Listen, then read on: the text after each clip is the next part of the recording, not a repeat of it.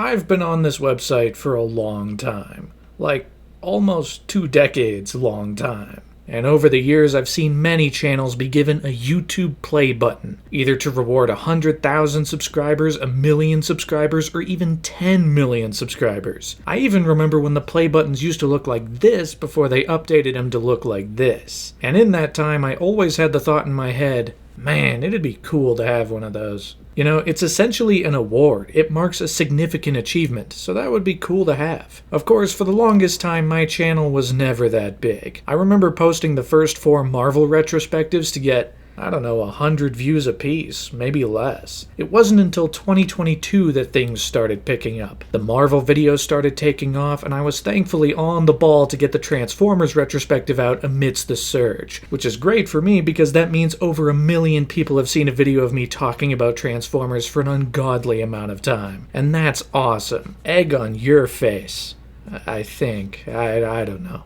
And eventually, I hit 50,000 subscribers in 2023. And at that point, I had the realization that 100,000 isn't out of the question anymore. I mean, I'm halfway there. Fast forward about a year and a half, it's the big 2025, and I have a silver play button. Does this mean I'm famous? Well, I did make a cameo in a Pointless Hub video on Transformers G1. Right about there. So... I can't believe it. Oh, Mike. I was on TV! Ah, did you see me? I'm a natural! But right at the end of last year, I hit 100,000 subscribers. And I've got no one better to thank than you guys. Everyone who's watched and enjoyed the videos, left kind comments, subscribed to the channel, all I can say is thank you. I've been making videos for a long time, and a lot of the old ones are really bad. So it makes sense that things would only start to pick up once I'd found my own little niche. This pseudo-documentary review format that I called a retrospective because that's just the best word I could think of to describe it when I made the first Star Wars video. And ever since, it's been a road filled with ups and downs from my perspective. I'm very proud of a lot of what I've put out there. I mean, the Transformers retrospective is great, I think. Community was fun. Star Wars was sometimes fun, sometimes not. I'm also really quite proud of Halo Part 1. I think that might be my favorite video of mine overall. Of course, I'm building off of the work by Same Token and the Untold History of Halo article. You know, it's not untapped ground. But the story of those first 3 games is fascinating to me, and I'm happy with how it all came together in that video. Of course, there have also been downs along the way, like copyright battles, the occasional factual error, that kind of stuff, which all coalesced with the Star Wars video, which is why at the end of Part 4, I said, I need a break. The truth is, I did.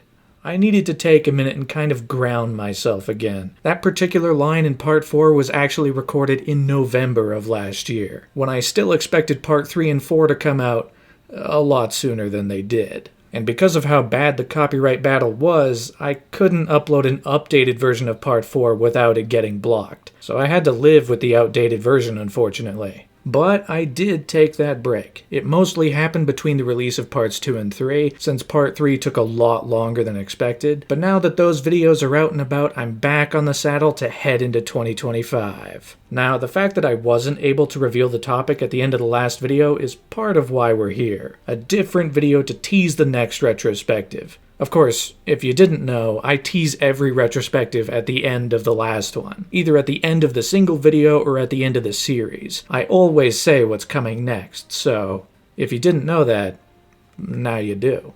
And the same will be true today. At the end of this video, I will reveal the topic of the next retrospective. But before that, to celebrate 100,000 subscribers, I instead want to talk about projects Primes Theater might make videos on sometime in the future. No promises, though.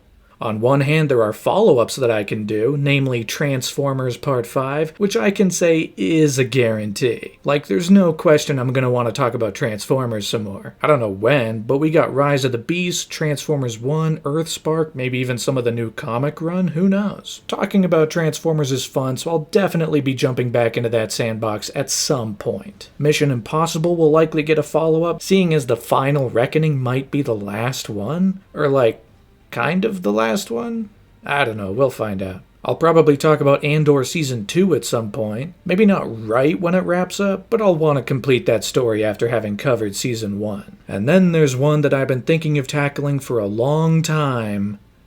Destiny. Now, this isn't necessarily a follow-up in the most strict sense, but I have already covered the Halo games, and I did deliberately leave a hook in the middle of Halo Part 2 to say, I might follow up this story and track where Bungie went after Halo Reach, who knows? I've been playing Destiny on and off since the Taken King. I was a Destiny player before I was a Halo player, actually, so I've seen pretty much firsthand the ups and downs of that game, and I think it could be really fun to talk about it at length. I just gotta brush up on my lore knowledge, that's all. Which brings us to projects that are not follow-ups, but are definitely ones I've thought about doing and might tackle in the future. Still no promises, though. Stranger Things. Season 5, supposedly the last season, is set to release sometime this year, so it'll have a complete beginning, middle, and end to tackle. And despite the fact that it's far from perfect, there's plenty about this show that I like. Namely, Steve Harrington, and it'd be fun to cover.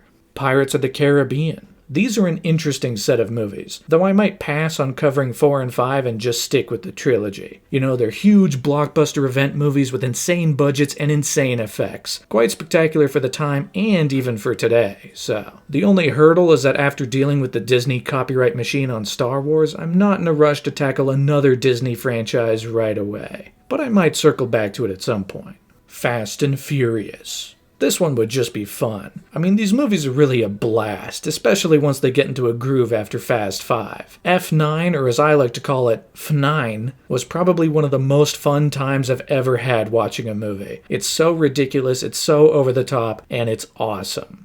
Doctor Who. Now this would be a mountain to tackle. I mean, I've seen all of New Who, and even that's a huge amount of stuff. Then you add the classic show on top of that, you're at 60 plus years of almost constant history. This is one I'd be interested in talking about, but it's a huge undertaking. So I'd have to build myself up to it, even if I only wanted to cover New Who. But there's great stuff in there, so it could be fun. Speaking of things that would be daunting to take on, Star Trek. Another franchise with 60 years of history, mostly on TV. There's so much you could cover with Star Trek. I mean, I could just tackle the movies, but even then there are 13 of them, so that's no small feat either. Although I did come up with a gag of how to tackle the whole franchise. Kind of like how at the end of my Star Wars retrospective I just talked about Andor. When I would get to the end of a Star Trek retrospective, instead of covering Discovery and Picard and all these new shows, I'd switch gears and talk about The Orville.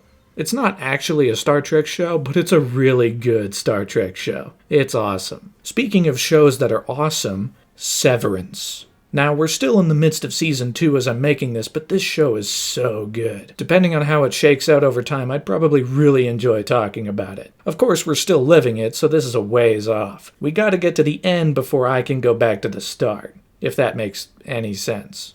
And if you haven't watched it, go out and watch it. It's great. This is just an ad for Severance at this point. This show's awesome. Of course, there are many other projects that people have suggested that could be fun to tackle. The Matrix movies, Godzilla, that's another big one. The Monsterverse on its own, perhaps? Though admittedly, I'd lose a bit of interest after the 2014 Godzilla movie since that's my favorite of the bunch. A Spider-Man movie retrospective covering the Tobey Maguire and Andrew Garfield movies. A Fox X-Men retrospective, though I'd have to figure out how to cover notoriously bad dude Bryan Singer. That's really the biggest hurdle on that one for me. But then there's the project that people have requested the most, the DCEU.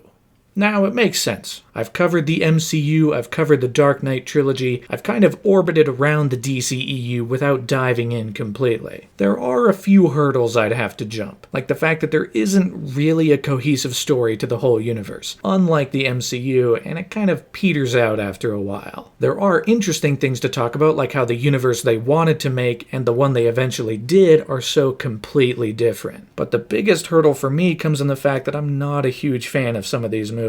And that would not only impact my enjoyment of making the video, but it might also impact the enjoyment for people who are fans of this stuff. Like, I'm sure some of the people requesting this are fans of these movies and are hoping for a positive spin that I can't guarantee. Now, this isn't to say it's off the table. I might circle around to it at some point, but those would be some of the challenges in taking it on.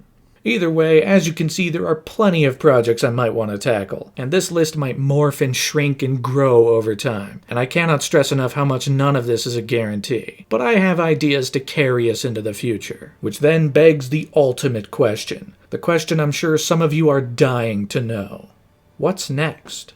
Well, for the next retrospective, we're going to do something a tiny bit different. Instead of covering a franchise or a series or something, we're going to be tackling the story of a person. For the next retrospective, we will be covering the career of one Christopher Nolan.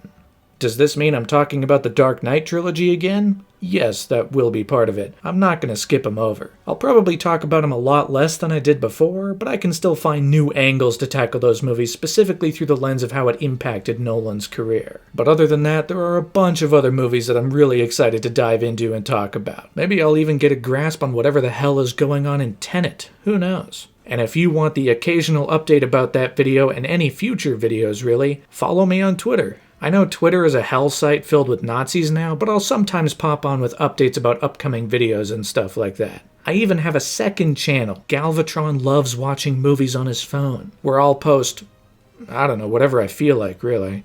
Like the trailer for the Star Wars retrospective, and a 45-minute compilation of every transformation in every Transformers movie. You know, fun stuff that I'll just make every once in a while. But for now, thank you all once again for 100,000 subscribers. I hope you all continue to follow along as new videos come out every couple months-ish.